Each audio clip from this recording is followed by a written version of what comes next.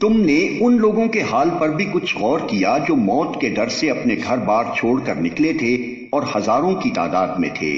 اللہ نے ان سے فرمایا مر جاؤ، پھر اس نے ان کو دوبارہ زندگی بخشی۔ حقیقت یہ ہے کہ اللہ انسان پر بڑا فضل فرمانے والا ہے، مگر اکثر لوگ شکر ادا نہیں کرتے۔ مسلمانوں، اللہ کی راہ میں جنگ کرو اور خوب جان لو کہ اللہ سننے والا اور جاننے والا ہے۔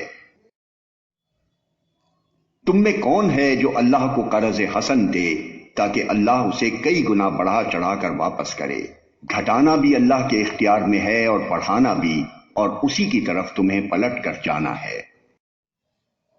پھر تم نے اس معاملے پر بھی غور کیا جو موسیٰ کے بعد سرداران بنی اسرائیل کو پیش آیا تھا۔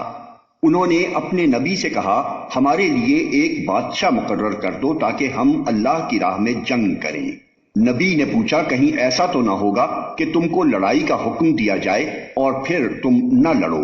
وہ کہنے لگے بھلا یہ کیسے ہو سکتا ہے کہ ہم راہ خدا میں نہ لڑیں، جبکہ ہمیں اپنے گھروں سے نکال دیا گیا ہے اور ہمارے بال بچے ہم سے جدا کر دیے گئے ہیں۔ مگر جب ان کو جنگ کا حکم دیا گیا تو ایک قلیل تعداد کے سوا وہ سب پیٹھ موڑ گئے، اور اللہ ان میں سے ایک ایک ظالم کو جانتا ہے۔ ان کے نبی نے ان سے کہا کہ اللہ نے طالوت کو تمہارے لیے بادشاہ مقرر کیا ہے۔ یہ سن کر وہ بولے ہم پر بادشاہ بننے کا وہ کیسے حقدار ہو گیا؟ اس کے مقابلے میں بادشاہی کے ہم زیادہ مستحق ہیں، وہ تو کوئی بڑا مالدار آدمی نہیں ہے۔ نبی نے جواب دیا اللہ نے تمہارے مقابلے میں اسی کو منتخب کیا ہے، اور اس کو دماغی اور جسمانی دونوں قسم کی اہلیتیں فراوانی کے ساتھ عطا فرمائی ہیں، اور اللہ کو اختیار ہے کہ اپنا ملک جسے چاہے دے۔ اللہ بڑی وسعت رکھتا ہے اور سب کچھ اس کے علم میں ہے۔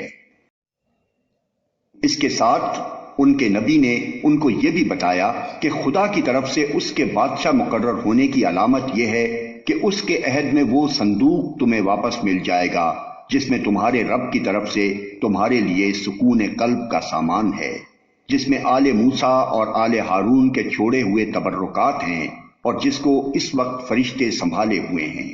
اگر تم مومن ہو تو یہ تمہارے لیے بہت بڑی نشانی ہے۔ پھر جب طالوت لشکر لے کر چلا تو اس نے کہا ایک دریا پر اللہ کی طرف سے تمہاری آزمائش ہونے والی ہے، جو اس کا پانی پیے گا وہ میرا ساتھی نہیں، میرا ساتھی صرف وہ ہے جو اس سے پیاس نہ بجھائے، ہاں ایک آدھ چلو کوئی پی لے تو پی لے، مگر ایک گروہ تلیل کے سوا وہ سب اس دریا سے سیراب ہوئے۔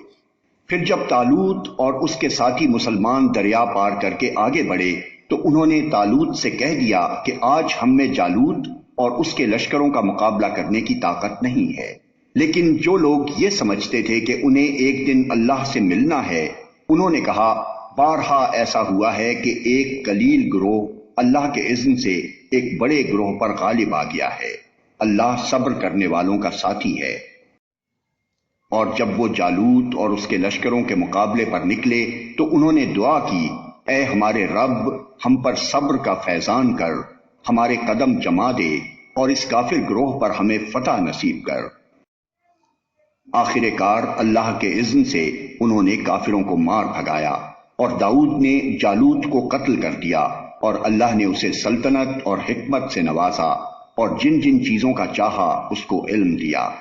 اگر اس طرح اللہ انسانوں کے ایک گروہ کو دوسرے گروہ کے ذریعے سے ہٹاتا نہ رہتا تو زمین کا نظام بگڑ جاتا، لیکن دنیا کے لوگوں پر اللہ کا بڑا فضل ہے کہ وہ اس طرح دفع فساد کا انتظام کرتا رہتا ہے۔ یہ اللہ کی آیات ہیں جو ہم ٹھیک ٹھیک تم کو سنا رہے ہیں، اور تم یقیناً ان لوگوں میں سے ہو جو رسول بنا کر بھیجے گئے ہیں۔